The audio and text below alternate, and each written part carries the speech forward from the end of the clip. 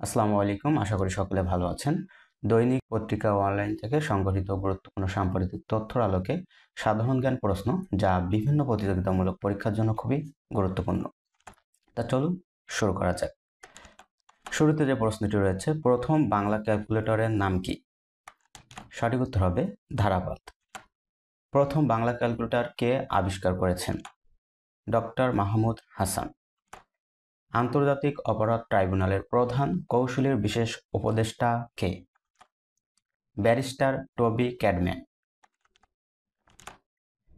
EU president কত billion dollar সামরিক ব্যয় বাড়ানোর প্রস্তাব করেছেন? 842 বিলিয়ন ডলার। ইইউ প্রেসিডেন্টের নাম কি? সঠিক উত্তর হবে উর্সুলা ভন দের। এশিয়ান নারী কাবাডি চ্যাম্পিয়নশিপে বাংলাদেশ কোন পদক জিতেছে? ব্রোঞ্জ। 7 নম্বর প্রশ্ন, এশিয়ান নারী কাবাডি চ্যাম্পিয়নশিপে বাংলাদেশের এই সাফল্য কততম? প্রথম। আন্তর্জাতিক নারী দিবস কত সালে জাতিসংঘ দ্বারা স্বীকৃত হয়? 1975 সালে। 2025 সালে আন্তর্জাতিক নারী দিবসের প্রতিপাদ্য কোনটি? অধিকার, সমতা ও ক্ষমতায়ন। জুলাই অভ্যুত্থান নিয়ে কতটি প্রামাণ্যচিত্র তৈরি হবে? সঠিক উত্তর হবে 300টি। রমজান ও ঈদ উপলক্ষে ঢাকা মহানগরীতে কারা নিরাপত্তা নিশ্চিত করেন? সঠিক উত্তর হবে অক্সিলারি পুলিশ ফোর্স। 2024 সালে টুরিং পুরস্কার পেয়েছেন কে? অ্যান্ড্রু জি বার্তো এবং রিচার্ড এস শাটন।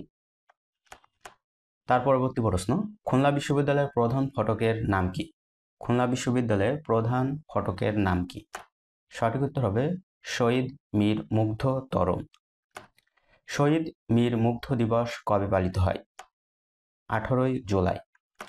কোন দেশের সম্মানসূচক প্রেসিডেন্সিয়াল পদক পেয়েছেন বাংলাদেশের সেনাপ্রধান? Central African Republic. জুলাই আন্দোলনের প্রয়াত রিয়া গোপের নামে কোন স্থাপনার নামকরণ করা হয়েছে? রিয়া গোপ মহিলা ক্রীড়া কমপ্লেক্স। রিয়া গোপের বয়স কত ছিল যখন তার মৃত্যু হয়? সঠিক উত্তর হবে 6.5 বছর। ঢাকায় নিযুক্ত কুয়েতের নতুন রাষ্ট্রদূত এর নাম কি? আলী তুনিয়ান আব্দুল ওহাব হামাদা।